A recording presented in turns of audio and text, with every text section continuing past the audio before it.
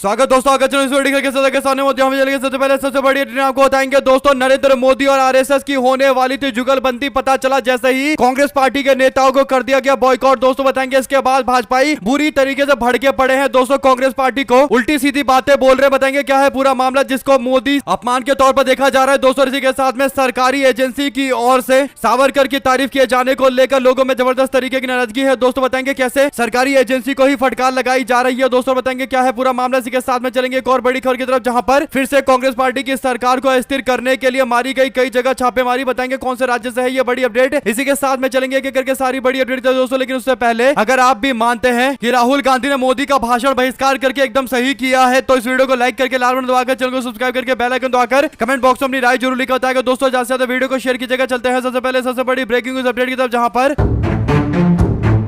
लोकसभा चुनाव 2024 के इलेक्शन के रिजल्ट 5वें महीने में जारी किया जाता है दोस्तों। और 2-3 महीने के बाद राहुल गांधी का बड़ा अपमान किया गया। आपको बता दें कि नरेंद्र मोदी सरकार को 400 से सीधा 240 पर लाने वाले राहुल गांधी से बदला लेने के लिए दोस्तों उनको लाल किले पर आजादी का जश्न मनाते वक्त 5वें नंबर की लाइन में बिठाया गया दोस्तों। जबकि राहुल गांधी नेता प्रतिपक्ष चुन लिए गए थे तो उनको एक मंत्री की तरह व्यवहार करना चाहिए था। एक मंत्री की तरह राहुल गांधी को आगे की फ्रंट की सीट देनी चाहिए थी दोस्तों। लेकिन राहुल गांधी को 5वें लाइन की सीट दी गई दोस्तों, जो लगभग अंत की सीट थी, यानी सबसे पीछे लाइन में राहुल गांधी को बिठाया गया। और पिछली बार कहीं ना कहीं भारतीय जनता पार्टी राहुल गांधी से इतने गुस्से में थी दोस्तों कि वो राहुल गांधी का अपमान कर रही थी। इसके बाद राहुल गांधी को एक सबक मिल गया कि भारतीय जनता पार्टी उनके खिलाफ एक साजिश रच रही है दोस्तों। इसके बाद जो खबर सामने आती है, बीते दिन नरेंद्र मोदी लाल किले पर भाषण देने के लिए आए दोस्तों। लेकिन नरेंद्र मोदी के भाषण में एक बार भी कहीं आसपास में लोकसभा के नेता प्रतिपक्ष राहुल गांधी और राज्यसभा के नेता प्रतिपक्ष मल्लिकार्जुन खड़गे दिखाई नहीं दिए दोस्तों। दोनों के पास एक संवैधानिक पोजीशन है दोस्तों, यानी किसी सरकार के कैबिनेट मंत्री ऐसा पोजीशन होता है दोस्तों। यानी फ्रंट की सीट पर राहुल गांधी को ढूंढा जा रहा था दोस्तों। बाद में सारी सीटों पर ढूंढा गया, कहीं राहुल गांधी और मल्लिकार्जुन खड़गे नजर नहीं आए। इसके बाद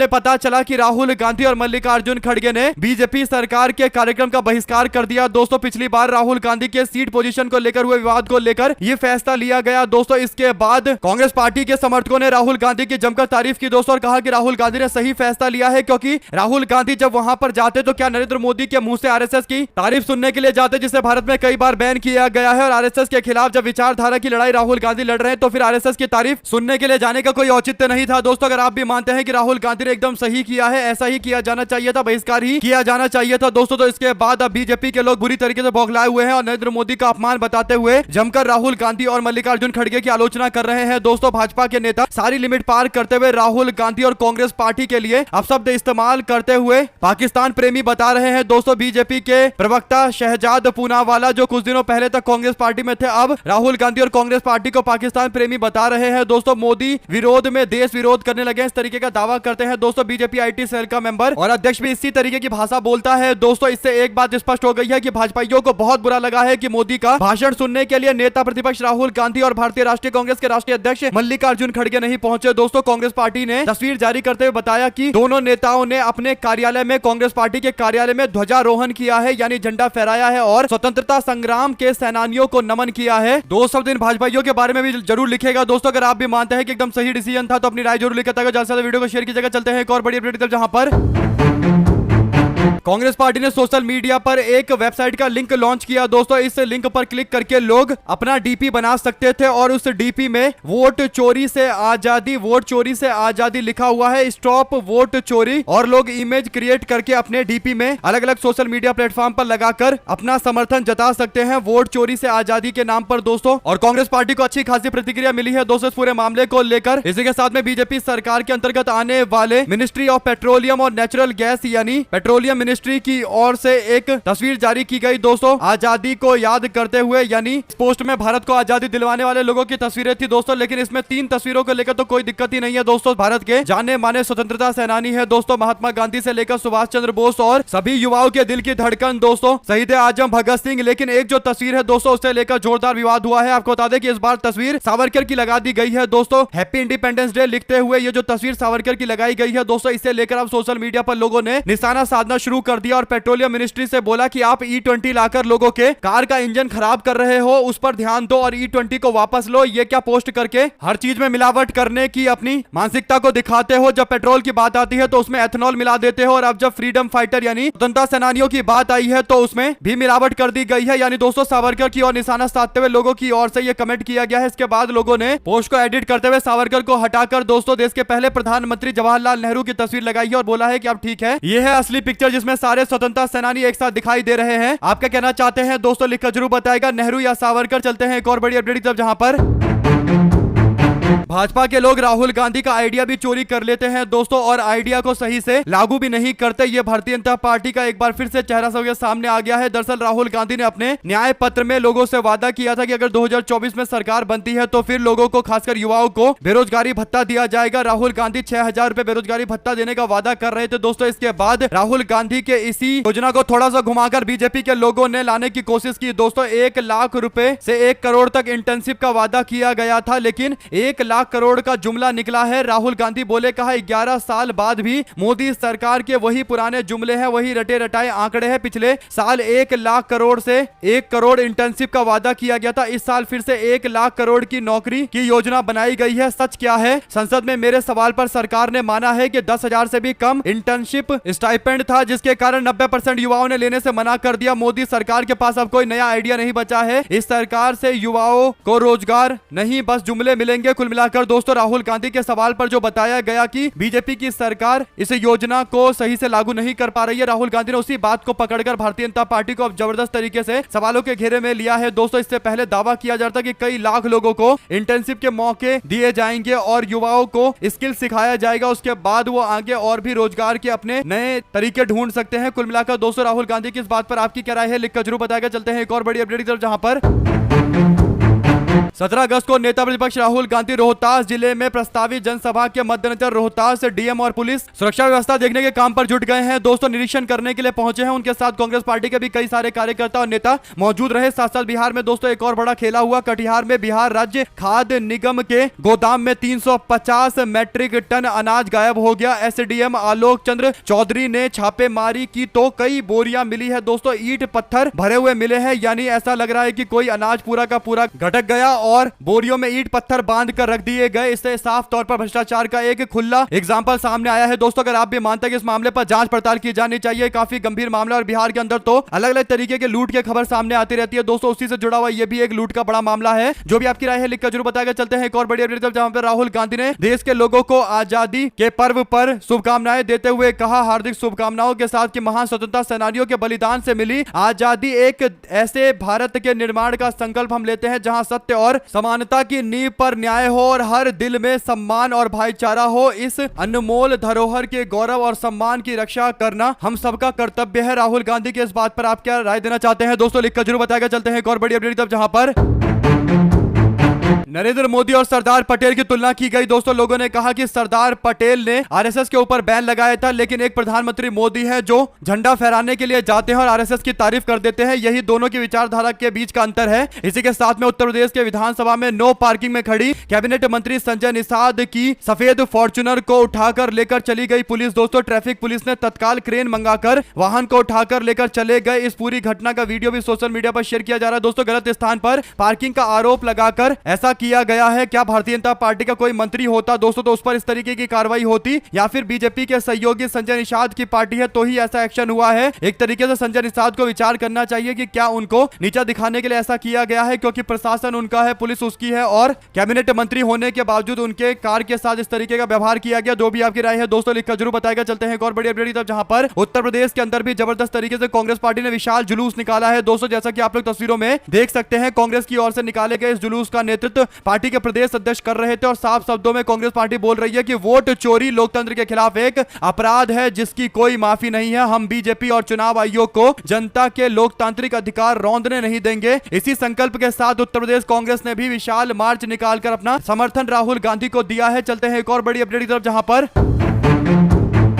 दिल्ली विश्वविद्यालय के छात्र संघ के चुनाव में पहली बार आम आदमी पार्टी का छात्र संगठन भी ताल ठोकता हुआ दिखाई दे रहा है। दोस्तों शुक्रवार को पार्टी ने एसएप यानी association of student for alternative politics के चुनाव लड़ने का ऐलान किया है। दोस्तों आम आदमी पार्टी ने कहा कि एसएप एबीवीपी एनएसयूआई के गुंडागर्दी वाली राजनीति को सीधी चुनौती देगा। साथ ही आरोप लगाया कि दिल्ली यूनिवर्सिटी की छात्र राजनीति लंबे समय से कुछ रसूखदारों और राजनीतिक दलों और गुंडागर्दी करने वाले संगठन के कब्जे में रही है। पार्टी ने कहा कि इस बार यह चुनाव सिर्फ एक पद के लिए नहीं, एक नई राजनीति के लिए लड़ा जाएगा। साथ ही पार्टी ने आरोप लगाया कि चुनाव का टिकट अब मुद्दों पर नहीं बल्कि पैसे, जाति और बाहुबल के आधार पर बढ़ते हैं। जिन सवालों पर छात्र राजनीति की नींव होनी चाहिए जैसे फीस की वृद्धि, हॉस्टल और लैब की कमी, महिला सुरक्षा और भेदभाव, उन पर सालों से चुप्पी साधी गई है। हम लोग चाहते हैं कि युवाओं के मुद्दे सामने आने चाहिए। यानी अब दिल्ली यूनिवर्सिटी के इलेक्शन में आम आदमी पार्टी ताल ठोककर अपनी पार्टी का दबदबा दिखाना चाहती है। दोस्तों ऐसे में कांग्रेस पार्टी के एनएसयूआई और भारतीय जनता पार्टी से जुड़े एबीवीपी के लिए एक बड़ी चुनौती हो सकती है। दोस्तों आम आदमी पार्टी का छात्र संगठन, क्योंकि आम आदमी पार्टी के पास अच्छे खासे अभी भी समर्थक दिल्ली में है दोस्तों, और क्योंकि डीयू दिल्ली में आता है तो फिर यहां पर आम आदमी पार्टी स्टूडेंट की राजनीति को भी प्रभावित कर सकती है। दो शब्द जरूर लिखकर बताएगा दोस्तों। ज्यादा से ज्यादा वीडियो को शेयर कीजिएगा। चलते हैं एक और बड़ी अपडेट की तरफ, जहां पर झारखंड में संगठन सृजन अभियान के लिए महाराष्ट्र कांग्रेस के कई नेताओं को पर्यवेक्षक बनाया गया। दोस्तों माणिकराव ठाकरे, यशोमती ठाकुर और सुनील केदार और सूरज ठाकुर को बड़ी जिम्मेदारी मिली है। आपको बता दें कि ये सभी के सभी अब देखेंगे कि पार्टी के संगठन को झारखंड में कैसे आगे बढ़ाया जा सकता है और किस लेवल पर किस तरीके के बदलाव की जरूरत है, और ये सारी बातें राहुल गांधी को बताई जाएगी दोस्तों। उसके बाद राहुल गांधी पर्यवेक्षकों के आधार पर जिला अध्यक्षों की नियुक्ति को लेकर भी कुछ बड़े फैसले लेंगे दोस्तों। अलग अलग जिले में अलग अलग पर्यवेक्षक की नियुक्ति कर दिए जाएंगे। तो पूरी तरीके से हर राज्य के अंदर पार्टी संगठन विस्तार करने में जुटी हुई है दोस्तों। सबको पता है कि कांग्रेस पार्टी के पास केवल 1.5 साल का टाइम है जब वो अपने संगठन का विस्तार कर सकते हैं। बिहार चुनाव में कांग्रेस पार्टी नंबर 2 पार्टी है इंडिया गठबंधन के अंदर, तो पूरा चुनाव राष्ट्रीय जनता दल के इर्द गिर्द लड़ा जाएगा दोस्तों। तो पार्टी के पास मौका है बिहार और बंगाल चुनाव के बाद जो असली चुनाव उत्तर प्रदेश में, उससे पहले हर राज्य के अंदर अपना संगठन खड़ा करने का। दोस्तों आपकी जो भी राय है लिखकर जरूर बताएगा। अगर आप भी मानते हैं कि राहुल गांधी एक मिशन मोड पर काम कर रहे हैं और ये सफलता जरूर राहुल गांधी को मिलेगी, तो अपनी राय जरूर लिखकर बताएगा दोस्तों। चलते हैं एक और बड़ी अपडेट की तरफ, जहां पर सुप्रिया शिनेट बोली, कहा तुम्हारी सरकार है, सिस्टम हमारा है। दरअसल दोस्तों राहुल गांधी ने जीएसटी आने के बाद एक बड़ा बयान दिया था दोस्तों। राहुल गांधी ने जीएसटी के 18% वाले कैप का समर्थन करते हुए कहा था कि मैं चाहता हूं कि 18% का कैप होना चाहिए। यानी राहुल गांधी 28% जीएसटी के खिलाफ थे दोस्तों। वो 18% पर जीएसटी का कैप लगाने की मांग कर रहे थे। यानी जो हायर लिमिट होनी चाहिए टैक्स की, वो 18% की होनी चाहिए, जो अभी की स्थिति में 28% है। मोदी सरकार ने तब राहुल गांधी की बात नहीं सुनी दोस्तों। जैसा कि आप लोग देख सकते हैं, ये उनका ट्वीट 18/10/16 का है, यानी 18 अक्टूबर 2016 का ये ट्वीट है दोस्तों। इसके बाद मोदी सरकार अब फैसला ले रही है कि वो 12% और 28% वाले स्लैब को खत्म करके उसको 18% और 5% में तब्दील करने जा रही है। इसके बाद सुप्रिया शिनेट कहती है कि सरकार तुम्हारी, सिस्टम हमारा, और ये बात एकदम सही भी है। जो आप भी आगे कहना चाहते हैं दोस्तों लिखकर जरूर बताएगा। चलते हैं एक और बड़ी अपडेट की तरफ, जहां पर देश में कट्टरता इतनी ज्यादा बढ़ गई है दोस्तों कि अब कट्टरपंथी लोग सारी लिमिट पार कर दे रहे हैं। आपको बता दें कि यति नरसिंहानंद से जुड़ा हुआ ये पूरा मामला है दोस्तों, जो मुस्लिम विरोधी बयान देता रहता है और इसके ऊपर अभी तक कोई खास बड़ी कार्रवाई पुलिस की ओर से नहीं की गई दोस्तों। फिर से विवादित बयान देते हुए अब भारत के तिरंगे के खिलाफ खोला गया है दोस्तों। इस व्यक्ति ने कहा कि तिरंगे का बहिष्कार करो, हर हिंदू के घर में भगवा ध्वज होना चाहिए। सोचिए दोस्तों किस लेवल पर आकर कट्टरपंथी भारत के अंदर बढ़ चुकी है कि अब भारत के तिरंगे के खिलाफ उल्टा सीधा बोला जा रहा है, उसे बहिष्कार करने की बातें की जा रही है। जिस तिरंगे के लिए लाखों लोग, करोड़ों लोगों ने जान गंवा दी दोस्तों, जिस तिरंगे के लिए 200 साल से ज्यादा स्ट्रगल हुआ दोस्तों, उस तिरंगे के खिलाफ ऐसी अभद्र भाषा इस्तेमाल की जा रही है, उस तिरंगे के खिलाफ टिप्पणी की जा रही है दोस्तों। ऐसे में क्या देश के अंदर कानून नहीं है जहां पर भारत के प्रतीक चिन्हों का अपमान किया जा रहा है दोस्तों, खुला अपमान किया जा रहा है। आप लोग जानते हैं कि यह काफी गंभीर मामला है, फिर भी इस पर कोई बड़ी कार्रवाई नहीं की गई है। ऐसे में देखते हैं उत्तर प्रदेश सरकार की ओर से क्या कोई एक्शन लिया जाएगा दोस्तों, या फिर मामले को दबाने की कोशिश की जाएगी। बहुत गंभीर मामला है। एक तरीके से भारत राज्य के प्रतीक चिन्ह का उल्लंघन करना और प्रतीक चिन्ह के खिलाफ बोलना एक तरीके से भारत राज्य के खिलाफ बोलने जैसा है दोस्तों, यानी देश की सरकार एस्टेब्लिशमेंट के खिलाफ बोलने जैसा। और इस पूरे मामले पर जरूर बड़ा एक्शन होना चाहिए। अगर आप भी मानते हैं कि भारत के किसी भी प्रतीक चिन्ह का अपमान करने का अधिकार किसी व्यक्ति को नहीं मिलना चाहिए दोस्तों, और इस तरीके के कट्टरपंथियों के कारण भारत के अंदर सांप्रदायिक माहौल खराब होता रहता है दोस्तों। जो भी आपकी राय है लिखकर जरूर बताएगा। तिरंगा ऊंचा रहे हमारा विजयी विश्व, तिरंगा प्यारा, लिखकर जरूर बताएगा। चलते हैं एक और बड़ी अपडेट की तरफ, जहां पर फिर से कांग्रेस पार्टी शासित राज्य कर्नाटका के अंदर ईडी वीडी का खेल शुरू हो चुका है। दोस्तों जो जानकारी है उसके अनुसार ईडी का छापा कांग्रेस पार्टी के विधायक सतीश कृष्ण सैल के घर पर पड़ा है। दोस्तों जो जानकारी है उसके अनुसार मीडिया रिपोर्ट में दावा किया गया है कि 1,41,00,000 रुपए की नकदी जब्त की गई है। ईडी उनके परिवार के बैंक लॉकर से 6.75 किलो गोल्ड की ज्वेलरी और बिस्किट बरामद किए हैं। इस तरीके के दावे आ रहे हैं। दोस्तों मीडिया के हवाले से ये जानकारी दी गई है। ईडी ने कार्रवाई में जब्त किए गए कैश और गोल्ड की फोटो भी दी है। दोस्तों हालांकि इस तरीके के एक्शन पहले भी हो चुके हैं और आप लोग जानते हैं कि जब एक्शन होता है तो विधायकों पर दबाव बनता है और बाद में पता चलता है कि वो तो उनका खुद का पैसा था, लीगल तरीके से घर में रखा गया था। आप लोग जानते हैं जब बीजेपी में शामिल हो जाते हैं तो कुछ इसी तरीके की बातें चलने लगती है। दोस्तों ऐसे कई सारे एग्जांपल है। अगर आप भी मानते हैं कि अब ईडी के छापे में जो पैसे पकड़े जाते हैं उस पर अब लोगों को भरोसा ज्यादा रहा नहीं है। अगर विपक्षी पार्टी का नेता है तो लोगों को पता है कि ये जरूर राजनीतिक साजिश के तहत किया जा रहा एक्शन है। क्या आप इस बात से इत्तेफाक रखते हैं या फिर आप लोग का कुछ और मानना है? दोस्तों जो भी आपको लगता है लिखकर जरूर बताएगा और ज्यादा से ज्यादा वीडियो को शेयर कीजिएगा। चलते हैं एक और बिग न्यूज अपडेट की तरफ दोस्तों, जहां पर भारतीय जनता पार्टी के राष्ट्रीय अध्यक्ष जेपी नड्डा ने प्रधानमंत्री मोदी के स्वतंत्रता दिवस के संबोधन को प्रेरणादायक बताते हुए पार्टी के कार्यकर्ताओं से स्वदेशी को बढ़ावा देने यानी भारत में जो चीजें बनती है उसको बढ़ावा देने की अपील की है। दोस्तों विदेशी का बॉयकॉट करने की भी कोशिश बीजेपी के लोग कर रहे हैं। भारतीय जनता पार्टी के मुख्यालय में झंडा फहराने के बाद कार्यकर्ताओं को संबोधित करते हुए उनकी ओर से यह भाषणबाजी की गई है। दोस्तों आपको बता दें कि भारतीय जनता पार्टी न जाने कब से स्वदेशी का जाप जप रही है दोस्तों, लेकिन इतने साल से बीजेपी की सरकार है लेकिन आज तक ये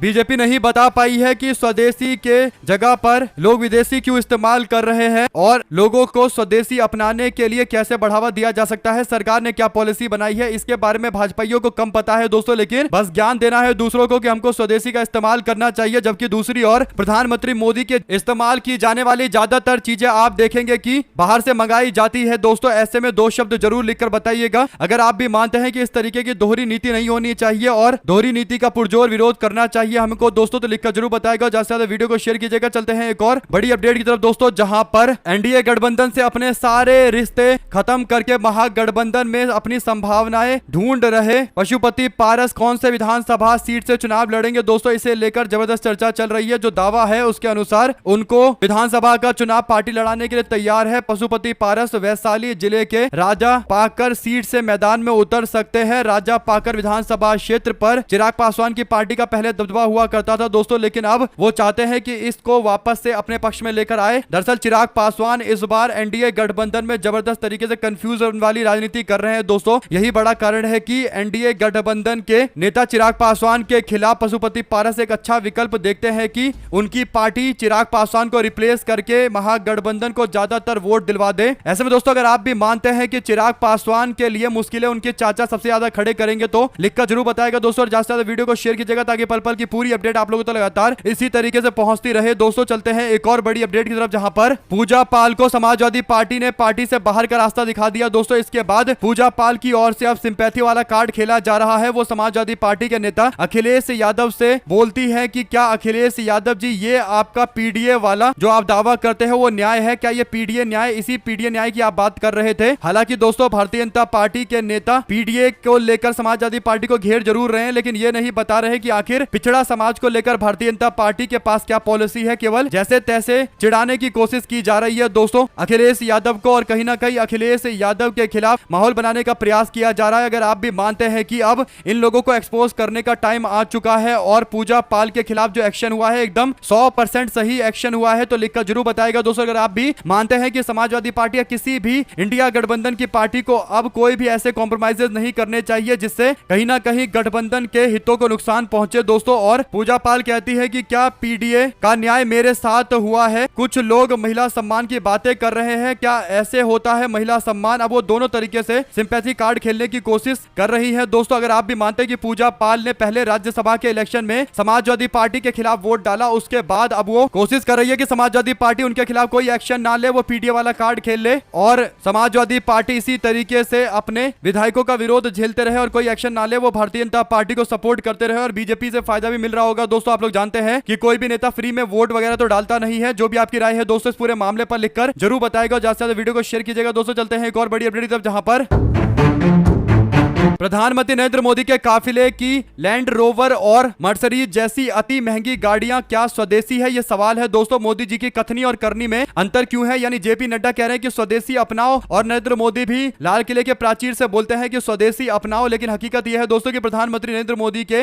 जो काफिले की गाड़ी है दोस्तों, उसमें ज्यादातर बल्कि लगभग सारी गाड़ियां बाहर की विदेशी गाड़ियां हैं दोस्तों। दो शब्द जरूर लिखकर बताएं अगर आप भी मानते हैं कि ये जो भाषणबाजी की जा रही है, केवल बयान दिया जा रहा है, इससे देश का क्या भला होगा। स्वदेशी अपनाने को लेकर एक बड़ी पॉलिसी सरकार को लेकर आनी चाहिए। और राहुल गांधी ने पूरी तरीके से भारतीय जनता पार्टी के तथाकथित manufacturing India, startup India, stand up India सबको एक्सपोज किया था दोस्तों और बताया था कि कैसे केवल असेंबलिंग की जा रही है भारत के अंदर। दावा किया जा रहा है कि वही असेंबलिंग भारत का मैन्युफैक्चरिंग है। अगर आप भी मानते हैं कि भारत में वाकई अच्छे तरीके से मैन्युफैक्चरिंग होनी चाहिए, अब भाषणबाजी करके टाइम पास नहीं किया जाना चाहिए, तो अपनी राय जरूर लिखकर बताएगा दोस्तों। ज्यादा से ज्यादा वीडियो को शेयर कीजिएगा। चलते हैं एक और बड़ी अपडेट की तरफ, जहां पर जनता दल यूनाइटेड के भागलपुर के सांसद अजय कुमार मंडल और गोपालपुर के जेडीयू के विधायक आपस में फिर से भिड़ गए दोस्तों और एक दूसरे के खिलाफ अब शिकायत दर्ज करवाने के लिए पहुंच गए हैं। इस मामले को लेकर गोपाल मंडल अब एक बार फिर से अजय मंडल को खरी खोटी सुना रहे हैं दोस्तों। लग रहा है मामला इतनी जल्दी सॉल्व होगा नहीं, काफी आगे तक जाएगा दोस्तों। दो शब्द इस मामले को लेकर आप भी लिखकर जरूर बताएगा दोस्तों। इसी के साथ में chief justice of India BR Gavai ने कहा कि सुप्रीम कोर्ट के कोलिजियम सिस्टम में हाई कोर्ट से बड़ा सुप्रीम कोर्ट का कोलिजियम सिस्टम नहीं है। दोनों संवैधानिक अदालतें हैं, इनमें कोई एक दूसरे से बड़ा नहीं है, ना ही कोई छोटा है, ये बराबर है एक दूसरे के। और दोस्तों कई बार माना जाता है कि हाई कोर्ट और सुप्रीम कोर्ट